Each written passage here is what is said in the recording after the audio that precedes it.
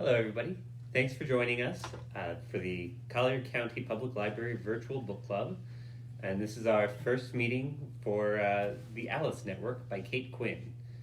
So we're going to be, my name is Kenneth Hardcastle, Public Services Librarian.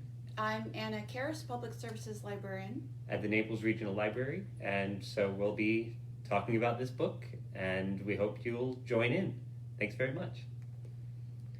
All right. In 1947, Charlie St. Clair is a young American woman in trouble, pregnant. Her mother pulled her from school and dragged her to Europe for an appointment, abortion, under the guise of a family visit and shopping trip. She longs to be away from her parents' strict control and struggles to come to terms with her brother's death and her cousin's disappearance in the war. And then in 1915, there's another thread. Evelyn Gardner longs to join the fight for Britain despite her sex.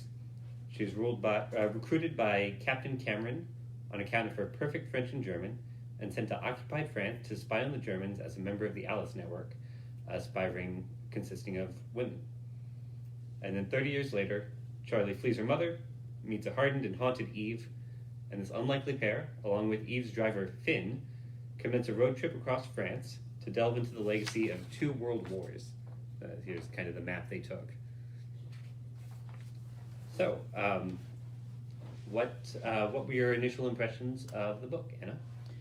I'm a big historical fiction buff, so I really like this book a lot.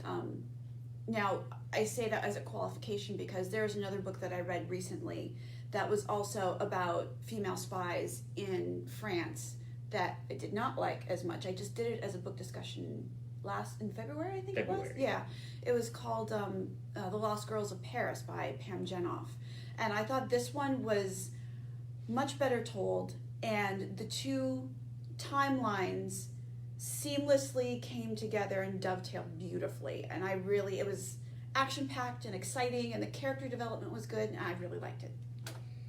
I thought that it really drew me in. It was really interesting. Any story that has me yelling advice to the characters while I'm reading, that's kind of the definition of drawing me in. The story seemed it was a bit too long to me, maybe. The conclusion was probably too neat. It was probably a little pat, yes, I believe. I agree with that. But, you can't really disagree with the characters we came to adore having, happy endings. Yeah, I'm a fan of happy endings. Yeah. It seemed to me like the book was mostly about coping with trauma and learning how to heal after that trauma. Mm-hmm. The espionage was just a kind of stepping stone to get the characters to that point where they would damage the characters so that then they could experience the healing. And that was that was the main driving factor of the book, and that was really interesting. One thing I found interesting was the number of unwanted pregnancies that happened in this book. Mm-hmm. There was, Eve had one with her French collaborator. The young girl who was also a spy in France that Violette took care of, that was raped by the German soldiers. Right. There was Charlie St. Clair with her little problem. And then there was Rose, who also became pregnant. Rose was Charlie's cousin who died in France during the war. And I just thought that was a really interesting thing, that there were all of these different scenarios where pregnancy came up, and each one was handled in a different way. And it certainly speaks to the plight of women, and especially in a time when being a woman, unmarried and pregnant, was completely taboo. I wonder if Rose's, it seemed like her pregnancy might have been wanted, possibly. Yes, that's true, because that's point. right, because she was with the young man she fell in love with. Right. Although I don't believe they ever married. I don't know. Not sure. Not sure. Anyway, it wasn't specifically elucidated. So right. But the rest of them, it was definitely an intentional theme for these four women to all have that experience and see the different ways in which they were able to handle it. One of the things I also found interesting about this book was that it was very brutal, in that there was a lot of violence.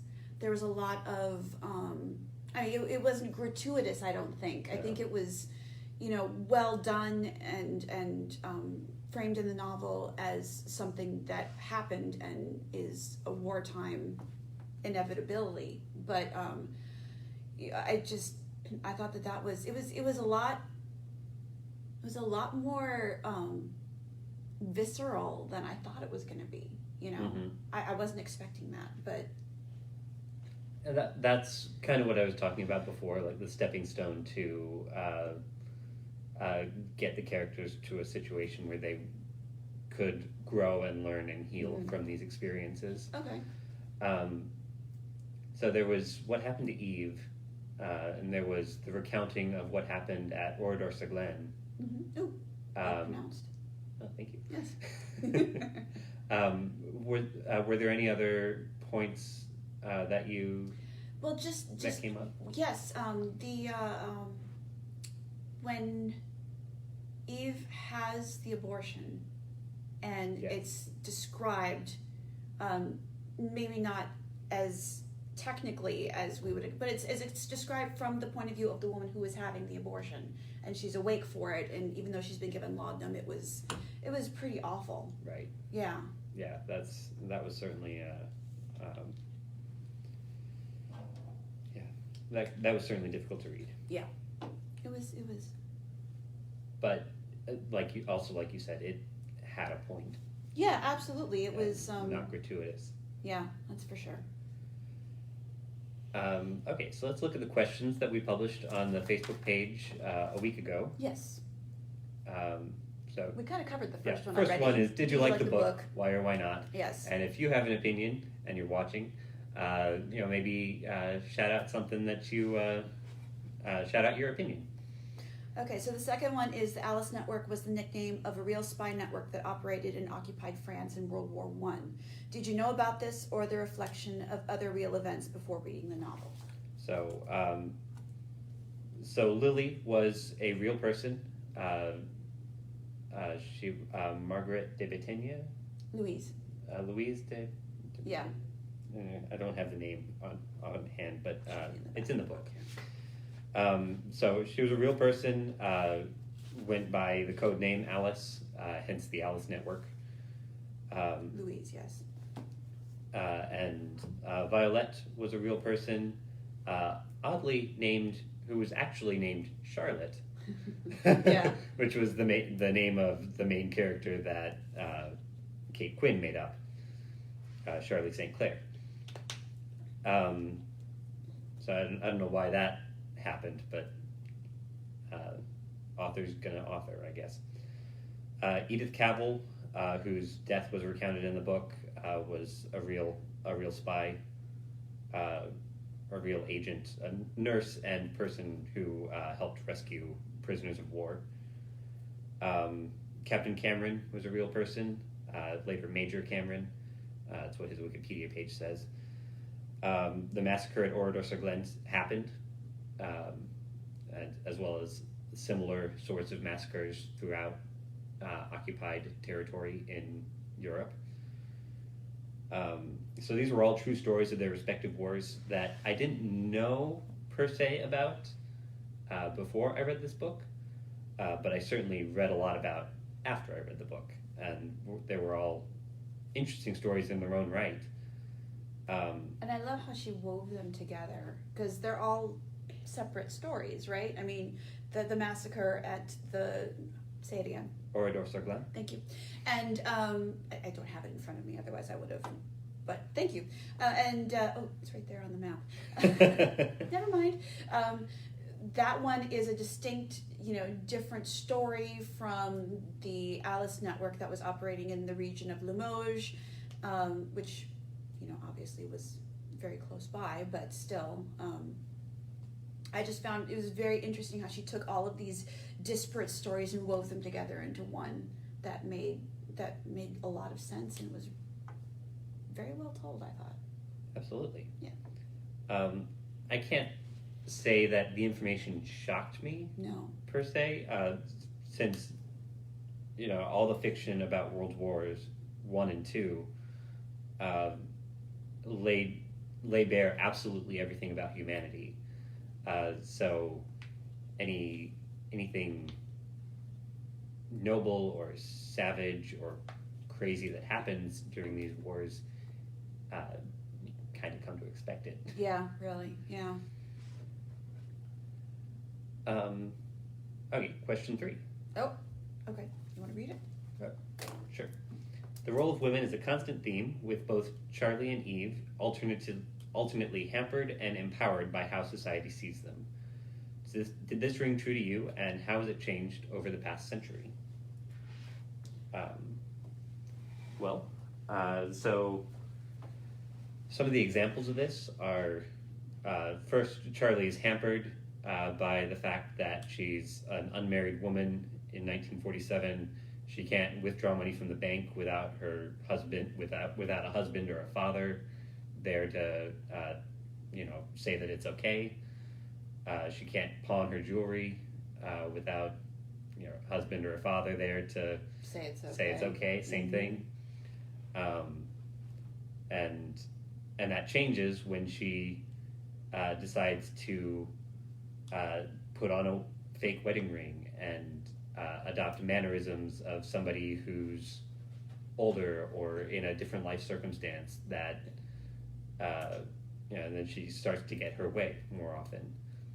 And Eve, conversely, can't sign up for the war since she's a woman, but her stutter and her innocent-looking demeanor make her a really effective spy. Those are some of the examples those are the most obvious examples. One of the things I really liked about the change in Charlie was her clothing. How she was dressed in the new style by Dior, which was, a very slim waist, huge skirts and crinolines, and it engulfed her entire tiny frame. And then when she decided to get rid of her clothing, she had the wedding ring, so she was able to pawn her extremely expensive clothing and buy new stuff. The lady dressed her more in Chanel, which was, much more sort of tomboyish, and it suited her much more. And I really liked that change that she brought in, just with the subtle difference of the clothing. That's a good perspective. I like that. Thank you. Didn't pick up on that myself. Maybe obviously. Okay. Any other takes on that? Let's see. Let me look at the question again. Yeah, they were hampered and empowered. Well, I really liked Eve's the disparate way her brain worked, as opposed to the image that she gave out to society. When she got to France and she was set up as the waitress in the restaurant, she had a stutter. She had that wide-eyed, innocent look. She was very silent. She wasn't meant to be seen. She was meant to do her job perfectly, and she did. And yet on the inside, she was this crass, hard as nails woman who wanted nothing more than to see the Germans burn. And I really loved that juxtaposition between her outward appearance and her inner monologue. Mm-hmm. Now, here's a moment to talk about the perspective of the book.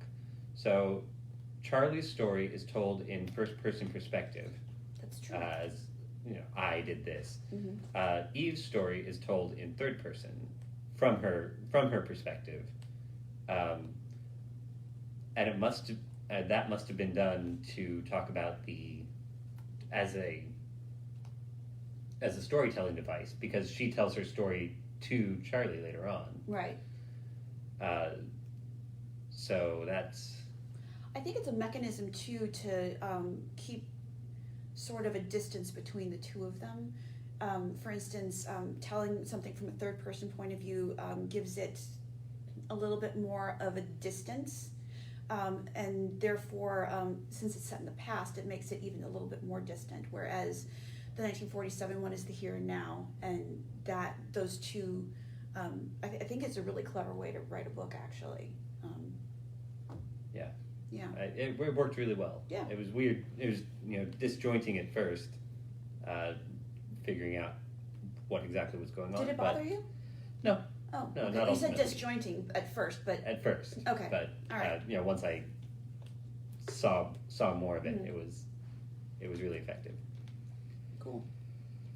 What did this book do to set itself apart from the many other stories about World Wars I and II? Well, there certainly are a glut of them out there right now, Yeah. aren't there? I mean... Always. Even so, I mean, for a while there, it was everything Tudor. Tudor this, Tudor that.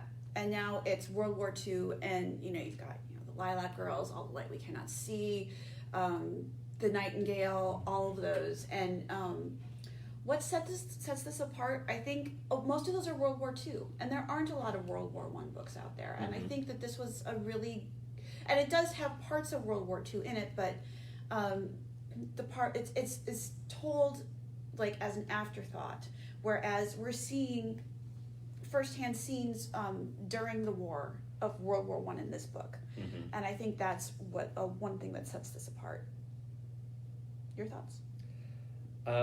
So I thought the main way it separated itself was by making the main action the healing of the characters. The main motivation for Eve and Finn and Charlie fleeing from their past, searching for something new, or searching for something old, and that is how they're coping and how they're going to ultimately, by the end of the book, recover from it. So it did delve into the horrors of the war, like some of those other books you listed do. Right. But especially with Eve's perspective. But the story was more driven by the characters than by the events. Yeah, absolutely. And the fact that it's about the whole world of espionage, you don't see a lot of battles. You don't see a lot of... I mean, there was a little bit of talk of, what it was like to live in occupied France, but it wasn't nearly like some of the other titles that I mentioned. That wasn't what it was about. No, that wasn't what it was about. No. So let's see. Okay, so if the book were made into a movie, who would you like to see cast? All right, well, I got Kate Quinn's perspective on that. For Charlie, she wanted to see Ksenia Solo, Turn and Lost Girl. And she also suggested Emma Watson or Mila Kunis. For Charlie? Yeah. Okay. Emma Watson I could probably see. Mila Kunis, I don't know about her. She might be a little too old now. We want an American socialite. Yes, that's true. But Emma Watson does a really good American accent. British or actors Saoirse could do Ronan. American accents, but there's also roles in this show for British actors. That's true. That is true. Young Eve, let's see, would probably be Mia Wasikowska. Oh, yeah. Okay. Who played Jane Eyre. Right. Or Sarah Gaden from Alias Grace. Okay.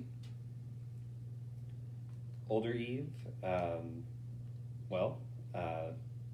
razor-tongued, pistol-wielding ex-spy with a whiskey habit. Emma Thompson. Oh, Emma Thompson would be really good at that. She can be rather salty, and I heard she's mad as a March hare. Seriously. And then your other typical older actress suggestions: Helen Mirren, Meryl Streep, Frances McDormand. Frances McDormand maybe too. Yeah. She could be a tough as nails kind of person. Her role in 3 Billboards Outside Ebbing, Missouri was kind of that. Yeah.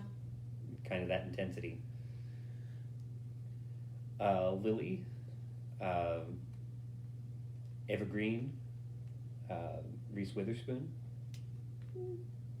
Indomitable, courageous, outrageous. Yeah, okay, I can see that. Rose,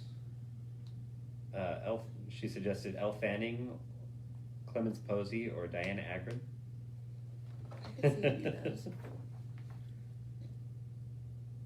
Then, let's see, Finn.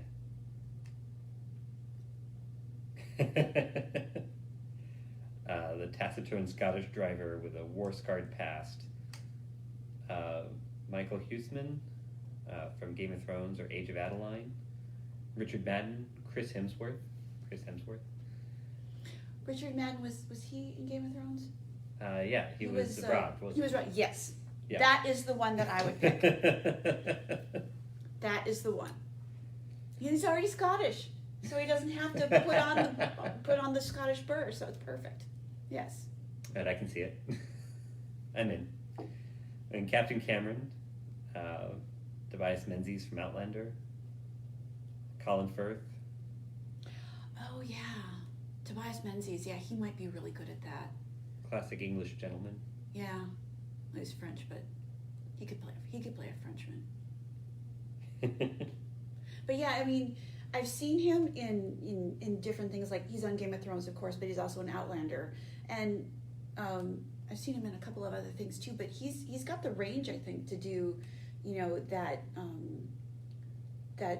snaky, evil French profiteer. Who's that? Tobias Menzies. Oh, you think he might be a good pick for Renee? Yeah, I do. Okay. And then her other suggestions for Renee were, Mads Mikkelsen, I can see that. who played Hannibal Lecter, or Christoph Waltz. Don't know him. Not sure I do either. Okay. The name's familiar, but well. I suggested. Who did I just suggest to you? Oh, Stanley Tucci. Yeah, Stanley Tucci. He's a refined person. He's played evil before. Yeah, he's played evil, and he does it very well. No, you didn't see him? That's fair. No, I don't see it. All I see him is his. Well, I see him in Julie and Julia, where he plays Julia Child's husband, and I also see him as was the Caesar guy in the Hunger Games. Yes, thank you. Oh yes. Yes, with the big white teeth and the purple hair, and yeah. I think he's a little typecast for me, although he shouldn't be because he's Stanley Tucci and he's amazing. So. Very flexible person. Yes. All right. Well, thanks for joining us, if you did, and we'll post something more about the Alice Network next Friday at 12 o'clock. Every Friday at 12 o'clock, we're doing the Collier County Public Library Book Club, #CCPL Virtual Book Club. And do we want to tell them about next month's book? Yes. Next month's book is going to be The 7.5 Deaths of Evelyn Hardcastle. No relation. No relation and no relation. And who's that one by? Do you remember the name? I don't remember. I don't either. But there'll be information posted, and follow along, and thanks again for joining us. Yep, thank you very much. See you on the other side.